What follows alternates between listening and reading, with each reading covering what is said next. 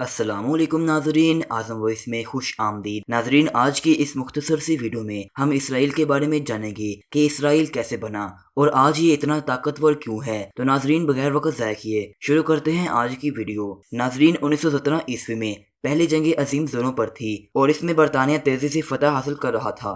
برطانیہ اور اس کے اتحاد کے مقابل جرمنی تھا، جس کے اتحادیوں میں بڑا کردار ترکی تھا۔ تب موجودہ فلسطین ترکی کی خلافت کا حصہ تھا۔ جرمنی کی پسپائی سے سب سے بڑی شکست ترکی کو ہوئی، جس کی وسیع خلافت دیکھتے ہی دیکھتے ٹکڑے ٹکڑے ہو گئی۔ دنیا بھر کی مسلمانوں کی آخری امید یہی ترک خلافت تھی، جس نے 1927 عیسوی میں جنگ عظیم اول کی شکست کے بعد خود ہی اپنے مکمل خاتمے اور اپنی سرحدیں موجودہ ترکی تک محدود رکھنے کا فیصلہ کیا۔ یہ فیصلہ موجودہ ترکی کے بانی مصطفیٰ کمال اتاترک ترک نے کیا اور پھر ملک میں اسلام کی مکمل بحکونی اور اہل اسلام پر بدترین ظلم ڈھانے شروع کر دیے۔ ناظرین، پہلی جنگ عظیم میں اس کامیابی کے بعد دنیا میں انگریز کے مد مقابل کوئی نہیں تھا، تو اسی عرصے میں برطانیہ اور اس کے اتحادیوں نے اپنے ملکوں سے دھڑا دھڑ یہودی یہاں اس مقبوضہ علاقے یعنی فلسطین میں لانے اور آباد کرنے شروع کر دیے۔ یہودیوں کو یہاں بسانے اور قابض بنانے کے لیے فلسطینی جو پہلے ہی مظلوم تھے سے جبرن اور بھاری معاوضہ دے کر دونوں طریقوں سے زمینیں خریدی گئیں اور انہیں یہاں سے تیزی سے نکالا گیا۔ دوسری جنگ عظیم میں جب پھر سے جرمنی کو شکست ہوئی تو وہاں ہٹلر کی مار کا شکار بننے والے یہودی بھی مظلوم قرار دے کر یہاں لائے جاتے اور آباد کیے جاتے رہے، کیونکہ ساری عالمی طاقت تو برطانیہ اور امریکہ کے پاس تھی، جنہوں نے اسی عرصے میں UN بھی بنائی۔ اسی دوران میں یہودی یہاں آتے اور فلسطینی بے دخل ہوتے رہے۔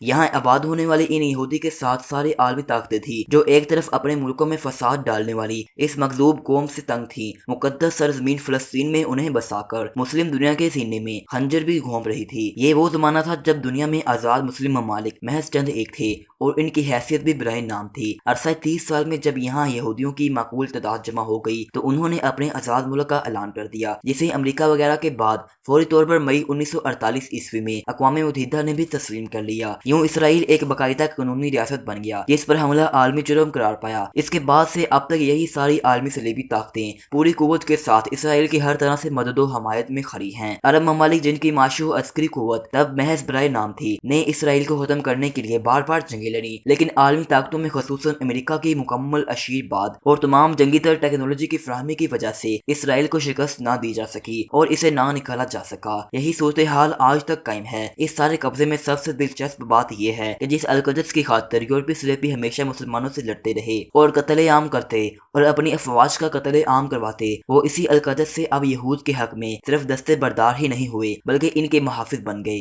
اسرائیل سے زیادہ اس کی پالنہار عالمی طاقتوں کے خوف اور مسلسل ہمہ جہت دباؤ کے باعث عرب بھی آہستہ آہستہ پسپا ہوئے۔ اس پسپائی کی دوسری وجہ یہ بنی کہ فلسطینیوں کی قیادت حیران کن طور پر پہلے ایران اور پھر ترکی کے زیر اثر چلی جاتی گئی۔ عجیب حیرت کی بات یہ ہے کہ یہ دونوں ممالک وہ ہیں جنہوں نے سب سے پہلے اسرائیل کو تسلیم کیا، اور جب بھی عربوں نے اسرائیل سے جنگیں لڑیں یہ دونوں ممالک ہی الگ تھلگ رہے۔ ان میں سے کبھی کسی نے کسی فلسطینی مہاجر کو پناہ تک نہ دی۔ ایک زمانے سے آج تک حماس اور ساری فلسطینی قیادت کا ہیڈ کوارٹر قطر میں ہے۔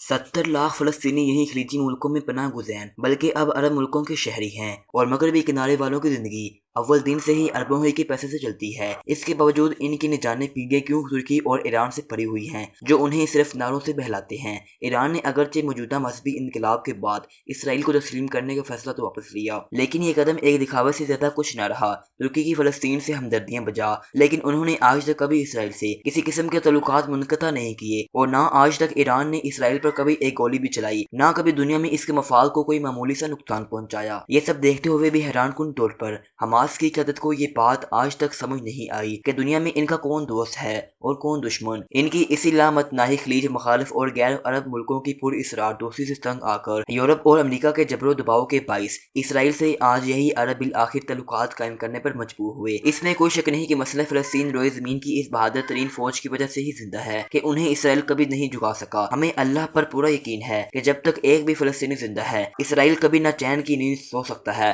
نہ القدس پر اس کا قبضہ ہو سکتا ہے، اور نہ ہی یہ قضیہ کبھی ختم ہو سکتا ہے۔ اسی کے ساتھ ان فلسطینیوں کی دوسری طرف غلطی یہ رہی کہ انہوں نے اپنے دوست اور اتحادی کو پہچاننے اور اسی سے تعلق استوار کرنے میں ہمیشہ خطا کی، اور یہ سلسلہ آج تک جاری ہے۔ آج بھی حماس جس ایران کو اپنا اتحادی اور سب سے بڑا ہمدرد سمجھتی ہے، وہ ان کے لیے کوئی عملی قدم اٹھانے کو تیار نہیں، بلکہ انہوں نے کبھی حماس کو اپنے ہاں ٹھکانہ بنانے کی اجازت نہیں دی۔ اگر اس غلطی کی آج بھی اصلاح ہو جائے تو ضرور اس مسئلے کا فوری اور پائیدار حل نکل آئے گا۔ ناظرین، اگر آپ کو ہماری آج کی ویڈیو پسند آئے تو اس ویڈیو کو لائک ضرور کر دیجیے گا۔ اپنا خیال رکھیے گا۔ اللہ حافظ۔